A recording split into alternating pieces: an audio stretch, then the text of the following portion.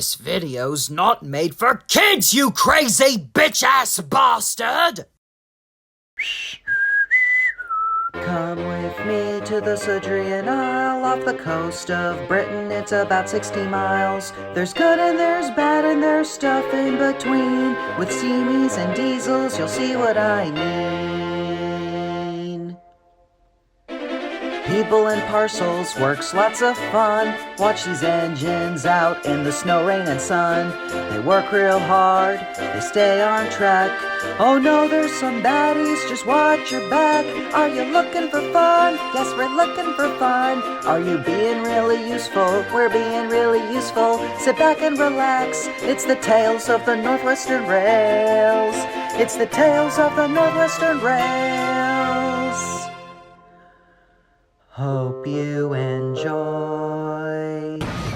What the dickens, Tiger Moth?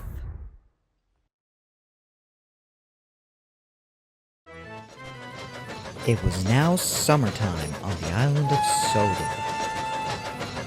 Now, aside from people visiting the island of Sodor for vacation and tourism, the season can also be really, really hot.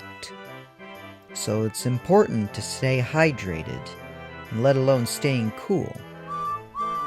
Whether it be drinking a beverage or having some ice cream, you can also take a trip to one of the most common places of relaxation, that being the beach. Sun in the sky, sand on your feet, and if you feel hot, you could take a dip in the ocean. And also listen to those squawking beach pigeons, something what Her Majesty Monarch likes to call seagulls. But anyways, our story begins with Bear when he returned to Knapford Station after dropping off passengers from Knapford Beach. Phew, it's a scorcher. What's the temperature like, driver? Well, let's see, holy smokes, it's 91! Ooh, Nelly, that sure is a hot one, I tell you what. Good thing us locomotives could swing by the water towers and drink up. I don't know about you, Diesels. Maybe you could take a dip into the water.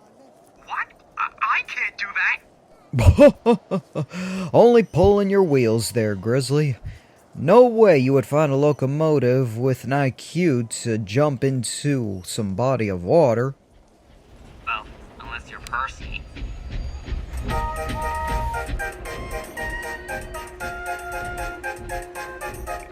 Once he reached Flood Wars back in 1956. He became boastful about the following year until he took the plunge. Then he got 2 more water accidents in 2007 and 2016. Percy, huh? Isn't he Thomas's friend?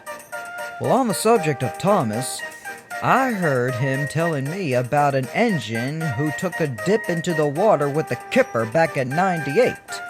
What? And furthermore, decades ago, he burrowed himself from some rain. Now I say you ought to watch your tongue, otherwise people will think you're a hypocrite. Now, if you'll excuse me, I need to pick up some workmen at Tidmouth Harbor. No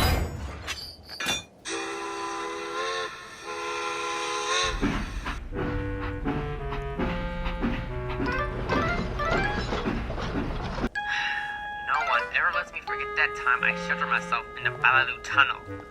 Goodness, don't you there? Plus, didn't you receive an apology from Percy after that box van incident? Indeed, you're right. Percy has proved to gain a little more maturity, so I shouldn't have thrown up his accidents in the first place. But on the subject of rain, my driver checked the weather app. We're gonna have some rain this evening.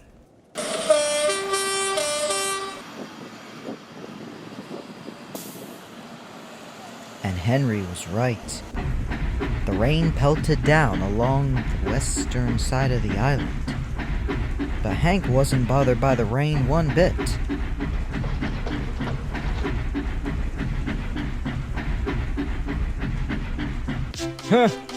Just try to wash me off the rails, rain.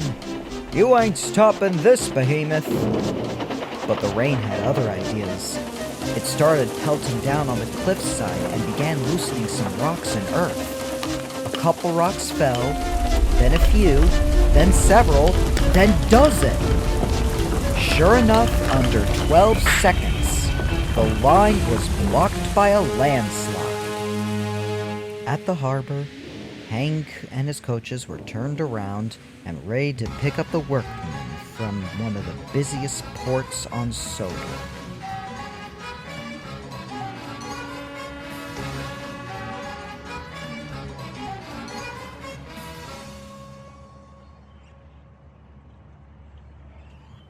All the coaches were loaded with workmen, the guard blew his whistle, and Hank departed from the harbor.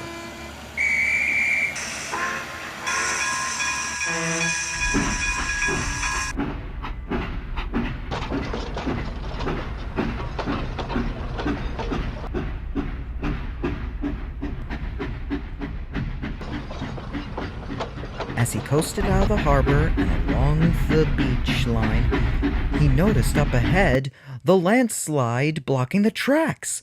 Whoa! What's that ahead? Driver, hit the brakes! Hank's brakes were slammed on, but it was too late. Bail out! He rammed into the rocks and skidded through the sand, and his cowcatcher touched the lapping waters. Luckily, no one was hurt.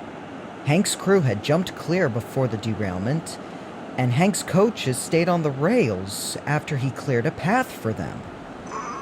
You okay? I'm fine. My buds hurt a little though. I think the sand will be like a pillow. Hope Hank's okay. Never expected to have company. What? Who said that? Over here. What's up? Oh, nothing much, stranger. I was just pulling a passenger train, and next thing you know, a landslide barricaded my line and skidded me onto here. So how about you? What's your name? My name's Bolstrode, and I've been stuck here at the children's play area since '88.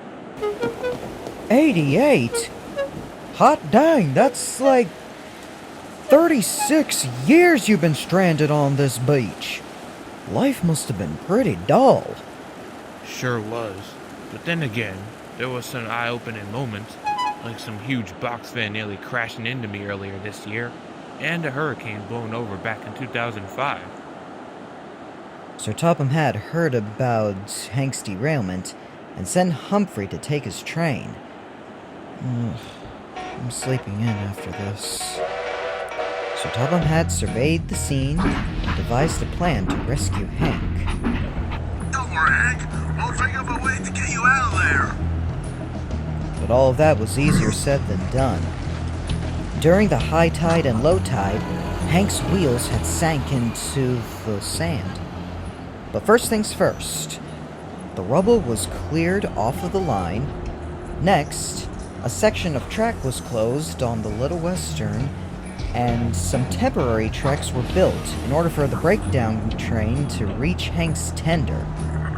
After Hank's tender was salvaged, they made their way to Hank, and they built a barricade around Hank to keep the water from entering and to dig him out of the sand. During the rescue operation, Bulstrode and Hank engaged a conversation. So this reboot has me in it, and I'm not stuck on the beach?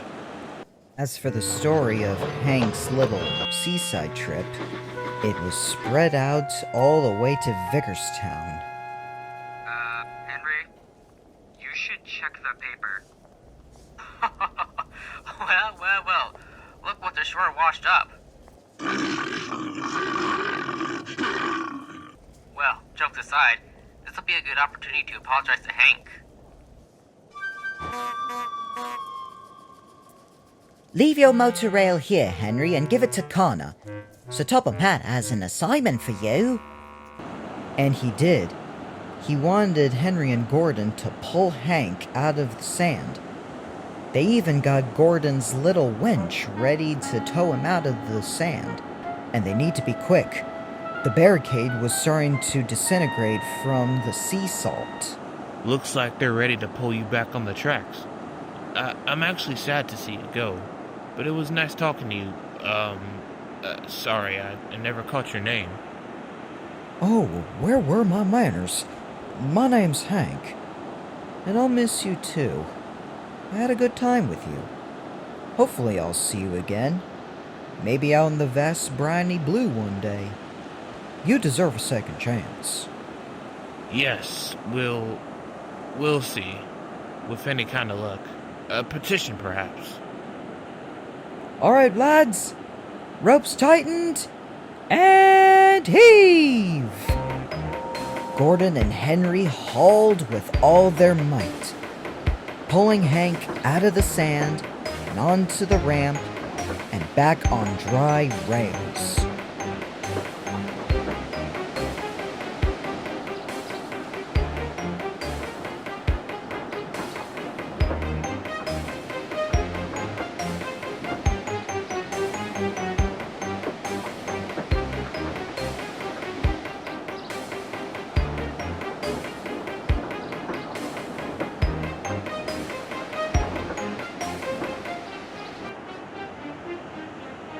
They have done it, and a celebration was uproared. Hank was glad to be back on the rails again. Even Henry was glad. While he hauled Hank to the steamworks, he thought it'd be a good time for an apology. So, Hank, I know you're probably upset with me being a hypocrite, but I want to say I'm sorry for using Percy as a bad example. He hasn't proved to be mature by owning up to an accident with an American box fan. Oh yeah, Bulstro did tell me about that incident. But to be fair, I kinda deserved being stranded on that beach for scolding at you. I'm sorry too. I hope you can forgive me. I must say, karma sure has a funny way of getting around the island, I tell ya what. Yeah, I guess you're right. But I forgive you. Friends? Sure thing, partner. Good. And with that, the Pennsylvania Railroad K4 and LMS Stanier